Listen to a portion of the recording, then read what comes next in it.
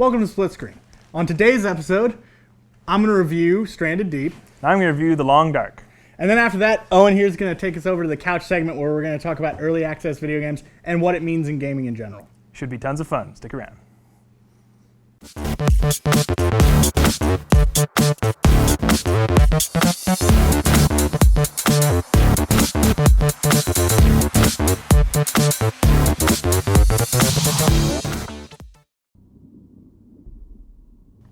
Stranded Deep is an early access survival game available on Steam. Released by Beam Team Games, Stranded Deep attempts to answer the question plaguing people for ages: how would you survive on a desert island? The game begins with a short tutorial on a plane, where the player must craft a fancy martini. Nature takes its obvious course, and the plane immediately crashes into the ocean. You must swim to safety through the flaming wreckage of jet engines, and locate a life raft. Now, the real game begins.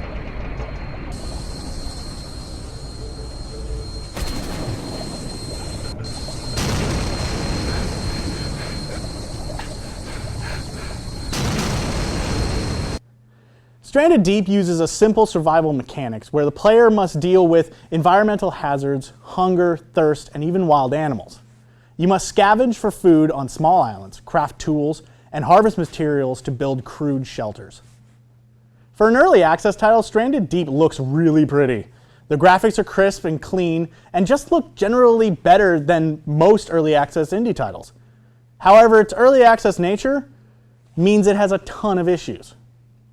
Stranded Deep is in pre-alpha phase, so there are a lot of weird, unintuitive stuff going on. The regrowth rate of plants is insanely fast and makes it really easy to build pretty much everything you need. The user interface is also a bit weird. All of your vitals like health, thirst, and hunger are all viewed via the player's magic watch.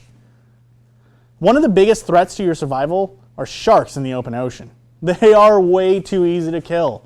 There are scenarios where you could straight up kill a great white shark with a crude axe made from a sharpened rock, and you can somehow carry the shark corpse out of the water and then drag it up onto the beach. The islands you inhabit are simply way too small. Each one usually has a few trees, some rocks, and a small amount of cleared space where you can build a shelter. A key element of the game consists of exploring the open ocean and traveling from island to island. But there is little incentive to leave an island once you build stuff on it. Laboriously exploring the open ocean with a life raft is much less interesting than exploring the large islands that could have shipwrecks or ancient ruins on it.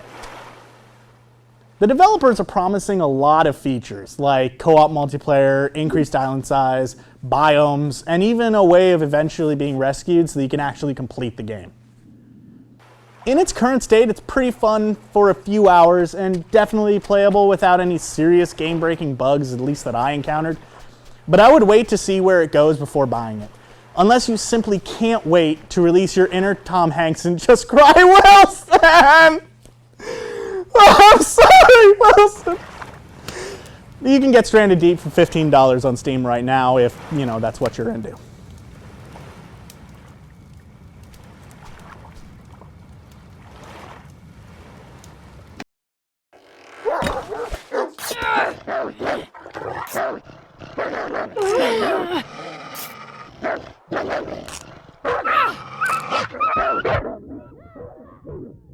The Long Dark is another early access survival title available on Steam. Released by Hinterland Studios, The Long Dark is a game with a ton of potential, and even in its state of early access has a lot of depth and complexity. Currently, the game only has a sandbox mode, with a story mode promised to be released later. The game drops the player in the frozen wilderness of northern Canada with the simple objective of survival. You must monitor your calorie intake, hydration levels, body temperature, and fatigue. All of these metrics are easily accessed via the heads-up display in the menu screens. If one of those levels gets into the danger zone, your condition will begin to degrade. Once your condition hits 0, you die. Keep your condition up by eating, drinking, and sleeping regularly, and by scavenging for more effective clothing to protect yourself from the harsh elements. You can maintain and improve your clothing and other tools like knives and rifles through a simple crafting system. It all works very well together, and the game forces you to keep exploring and to keep looking for ways to improve your situation. It makes it really difficult to sit in one area for days at a time. It is really rewarding to explore the environments, and all the environments look beautiful. The art style has a hand-drawn look and creates a very unique aesthetic. But for me, the thing that sets The Long Dark apart the most is the sound design. Somehow, Hinterland Studios managed to get some pretty big-name voice actors, including David Hayter, Jennifer Hale, and Mark Meer. You might recognize them as both of the Commander Shepards from Mass Effect. And their commentary about different situations adds to the loneliness the player feels. The nature sounds feel very real. As you wander the wilderness, you hear the biting winds, the calls of crows, and the howling of wolves. Every single footstep you take in the snow gives that satisfying crunch sound. It makes The Long Dark super immersive. However, there are a few things that breaks the immersion. For the game that prides itself on realism, your character burns an insane amount of calories while sleeping. Burning a few thousand calories while trekking up a snow-covered hill makes sense, but going through over 1,000 calories while asleep for 8 hours doesn't really. Also, if you sleep for a long time, you wake up completely dehydrated. Sleeping in a survival game should be more help than hurt. And more times than not, I woke up in worse condition than when I started. Secondly, the wolves. The wolves. The only dangerous bit of wildlife in the game is the wolves is completely obnoxious. They see you from long distances and will hunt you for ages. Once one starts following you, there isn't much to do other than die, unless you're fortunate enough to have a weapon. I ran into a situation where I spawned in the view of a wolf and ran straight into an abandoned home. I stayed inside as long as I could, but it was still there 3 whole days later. Their level of aggression is supposed to be tied to the story in some way, but to me it's completely out of control. Overall, I would say The Long Dark is worth buying in its current state. The devs are saying it'll be leaving early access soon, and the price promises to jump from its current $19.99 price. Right now, it's very playable and very enjoyable, despite some of the nitpicks. Put on your heaviest winter jacket and see how long you can survive The Long Dark. Hey everybody, welcome to Split Screen. My name is Owen, and today we're going to be talking about early access video games. Early access is essentially, for those who don't know, it's essentially you're paying for what it says, early access, and you're essentially paying to beta test a game. It's a big new movement in video games. It's really, I think it's very interesting. So we're going to talk about it today. Can you all introduce yourselves? I'm Curtis Minks, and I'm Will Siebel. I'm John Algetz. All right, well, first off, we're going to talk about, there are some pros and cons to early access games. But for first off, let's go with, what are some of your guys' experience playing early access games? Well, I played one of the original early access games, Minecraft, which almost everyone has. I've also played Broforce, Stomping Land, and there's a bunch that I played. Stomping Grounds? Stomping Land? Land? Stomping Okay. Land. There might be stomping grounds somewhere out there. Yeah, I don't know. I've never heard of it. All right. Yeah, I did the pre-alpha on Minecraft. I could go into that later, but I've played Broforce. I'm currently playing TerraTech, which is, I don't know, it's like, what's the medieval one? Besiege. It's like Besiege, but you go around in its resource collection and you build up your base. And it's pretty neat, but it's still in development, definitely. And then, of course, like I played Minecraft before it was finished. And yeah, other than that, a couple games here or there. DayZ is one that I put in quite a bit of time, and then the bugs were just so bad that I stopped. And I haven't touched it since. I think that was like a year ago. They've made a lot of changes to DayZ. Personally, I, of course, did Minecraft. I think pretty much everyone did Minecraft. Minecraft is like the original early access game. That's like the dream for early access games. They want to reach that level. Yeah, and multi-million-dollar I level. also played The Long Dark, which is really good. Stranded Deep just came out. I've been playing that a little bit. It's pretty interesting. Does Battlefield beta count? Because I played a lot of those. Well, I think one of the sticking points of early access is that you have to actually pay for it. Yeah. Like I shelled out $20 for Long Dark. I shelled out $15 for Stranded Deep. Well, how do you guys feel about paying for a game that's not really complete? See, a lot of the games that I played that early access, like I did pay for a few of them, but also other ones, like I got it as a promotional code. Like I searched the internet for like a code and registered and like won a survey or whatnot to get the early access. But other people still had to pay for that early access. And I don't know, I find it as an investment. Like you're investing into that company. You're basically putting, I believe that they will do something, so I'm putting stock in you. So if they disappear, there goes your stock. Like it happens. But if it goes on, it becomes something good. It's kind of like the idea of like whenever you give to a Kickstarter. you know, you're paying for the possibility that this thing You're taking a chance. is like you're there's this thing, you're like, I like this and I hope it gets finished, so here's some money to try to finish it. And then if it doesn't get finished, you're just kind of gonna eat it. Yeah, I think that's one of the big pros of early access is that it allows indie developers to be really ambitious and like, we really want to do this. This is like they're not going to be limited on what they can do because people are going to fund them. I mean, like you look at a lot of like the bigger early access games, and they are like very ambitious ideas. You know, Minecraft was a very big thing. It's like, we want to create this world where you can literally go and do whatever you want and build whatever you want. Like that's now like it seems like a really simple thing because we have it, but before, like, that's kind of a crazy thought. And you have, you know, like DayZ is a big thing. It's like, oh, we want to have like a world where you go out and you survive and do what you want, and like it's this big ambitious project that without money and funding might not have ever come to. A lot of early access games actually start as Kickstarters, like you were saying. Yeah. And Yeah, TerraTech did.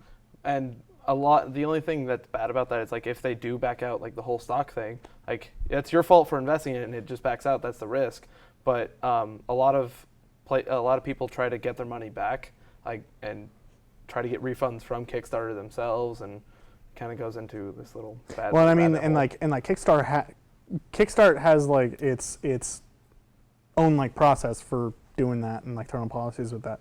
But like when it comes to early access, it seems like people aren't clued into the idea sometimes that this game might not ever be finished to the degree that you want.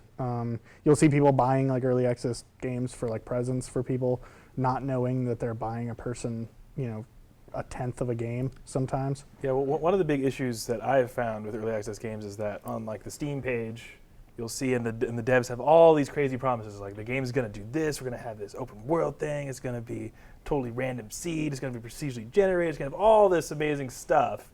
And they make all these promises, and it's really hard for them to actually deliver. And then when you buy the game, it's a stick figure on like a single like green plane. And tell us how to improve this, guys. That's my next point. That another one of the big pros, if you look at it as a pro, is that with the community can give feedback to the developers as they're creating the game In a big way. And in a big way. Doing that, they kind of make it evolve and change how the players want it, not how the developers like see it as. That's Something that I never thought of is, remember the TF2 beta, where it was a separate TF2 like clone, where there was the main TF2 that was going on, but there was also a beta where they would test out tweaks to weapons, and they would get feedback from the community if like these tweaks were good. so that's kind of the idea of like the PBE or the public test realm Yeah. and things like that.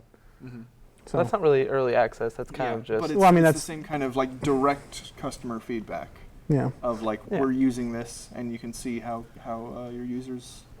Which is one of the like major benefits of that sort of thing, is that, as we were saying, like you can get the instant Yeah. feedback. You are working on something and you release it.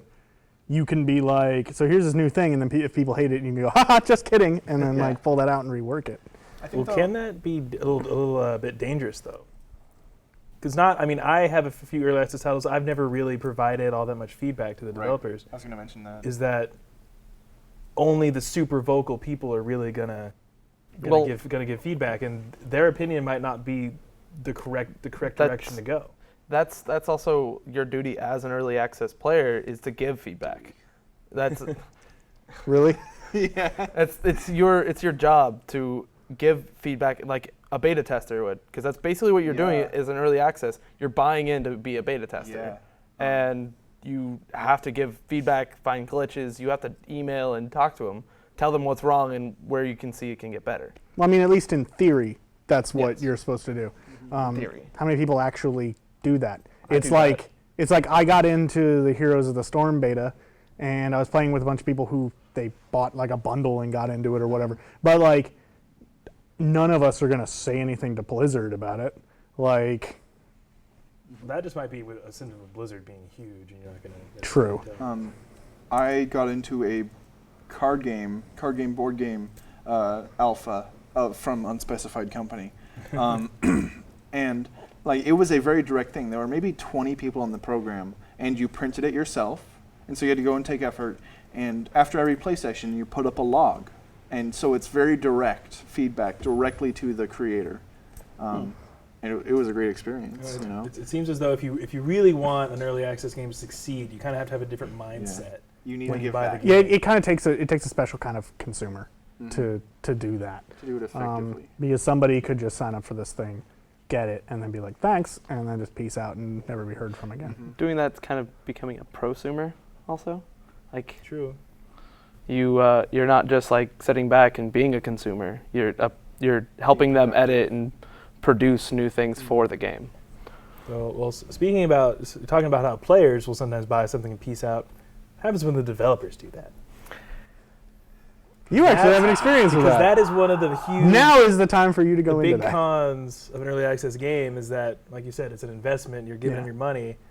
You're not necessarily going to see a return on that investment. That happened to me actually it had a really good concept. The game is Stomping Land. I said it earlier in my games.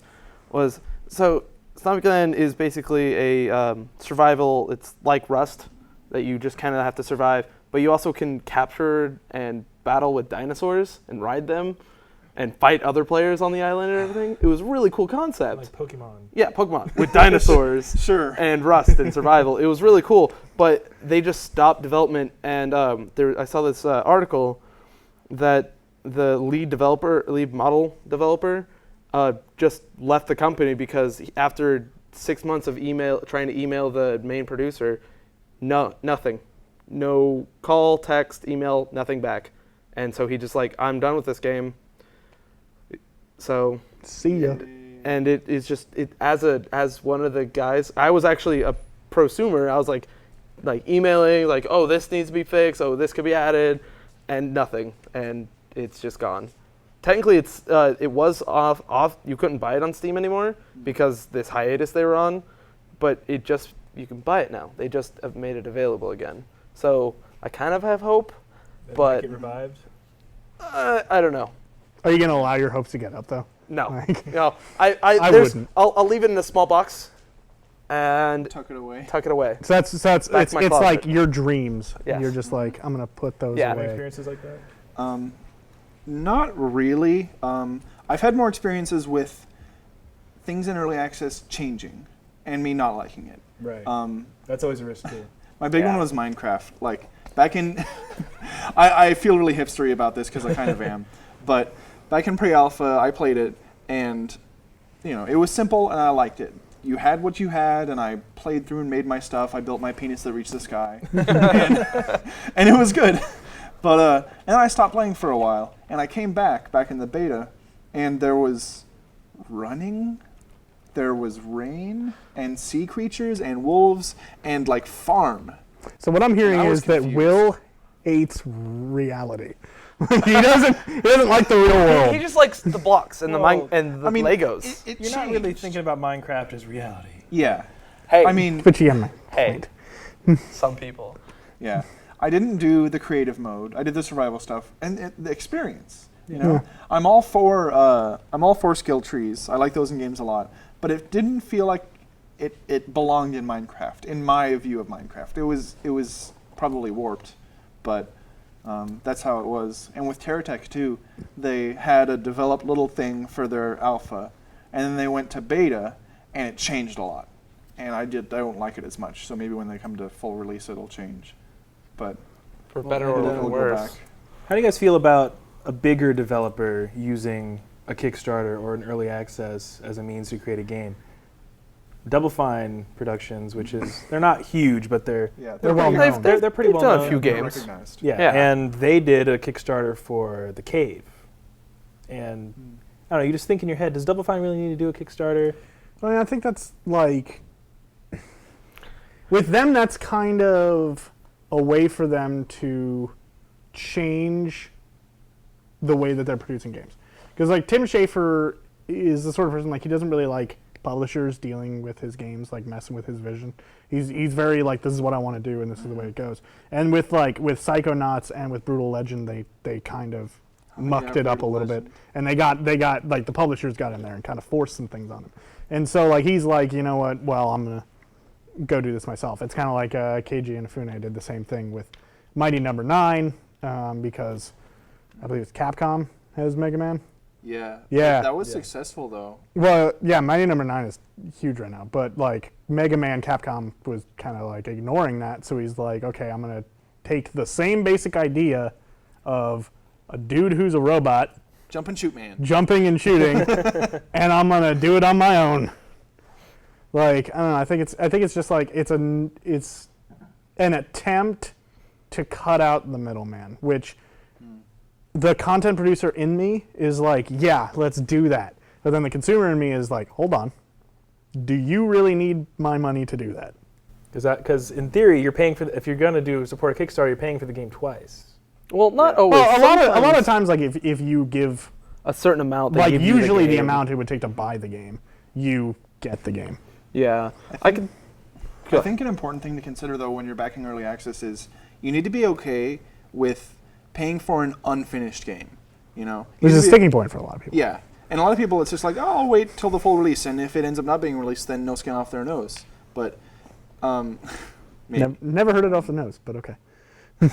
I guess that's true.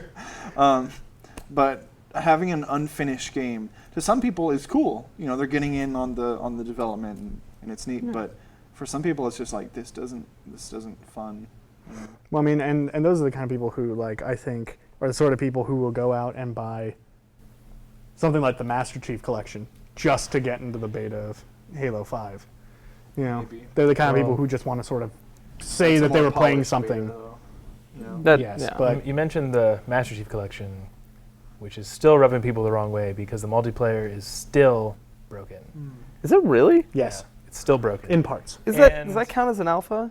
Well, Or like early a access? slight deviation from the topic is that an Assassin's Creed Unity kind of the same thing where it was released, tons of bugs, and people now, especially like on the Reddit gaming community, are like, don't pre-order games anymore. Yeah.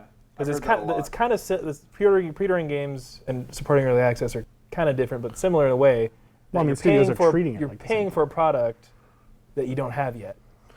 But the only thing is, with early access, you're buying into early access to play an unfinished game. But pre-ordering, you have to wait.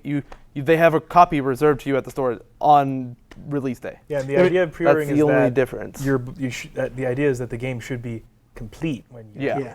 But you see, like that's the thing is that like major studios are seeing that early access is popular enough, and in their heads, what that's saying is that people are okay with buying an unfinished game, and so they seem to be allowing these just broken things through the door and just being like, we'll patch it later. It's fine. Just let it go. That's the phrase. We'll patch it later. Yeah. Which It's like, we'll fix it in is post. what You early don't access wanna do devs that. do. If they have like people will point out all these bugs, be like, okay, we're gonna come out with a patch for that. There is a pretty caustic environment though in early access with people putting out just shovelware, just absolute junk. As I said, the stick figure on the green plane. Yeah, there was one that I actually wrote a paper about recently that's Spartans versus Zombies Defense. That is the most generic sounding thing. It is also like just on the verge of copyright infringement. It uses assets from 300 the movie with Gerard Butler. Wow. Oh, I heard about It this. uses uses his likeness, but like hand drawn. But it's obviously his likeness. It uses direct sound clips from the movie itself in the game. That's not borderline copyright infringement. but- That is copyright But infringement. it uses it in a transformative way. It uses a small amount. It is junk though. It is absolute awful. It's one of the run to the right. Things are coming at you. Hit them. Get to the right. So it's one of those games that's like, we're going to put it out there. People will buy it. A couple people will buy it. We'll get a cease and desist. We'll pull it, but we'll still get that money. Also, actually, it's free. It includes microtransactions, but it was ported from the iPad or iOS, and the microtransactions don't work. They are broken.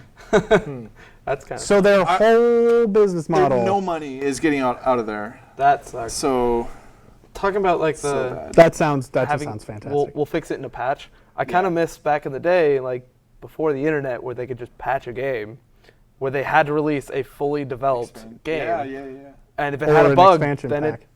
you had to get the expansion pack to fix that bug. Well, and with the proliferation of downloadable content, is a game nowadays like is it ever It's done? it's Is never it ever just a finished product that's not going to change. Well, there's that really Yeah. really famous picture that's posted of the picture of the Mona Lisa. I was gonna and it's mention like it's like games then, and it's like the full thing. It's like, and then it's like games in the 90s, years and it's ago. like the game, and then there's a picture, and then there's a little extra chunk, and it's like the expansion pack. It's like games now, and it's like just like the middle chunk, and then there's all these other parts that are like DLC, pre-order bonus. A lot of people like this. Actually, I was really interested in Evolve, Yeah. Ooh, but yeah.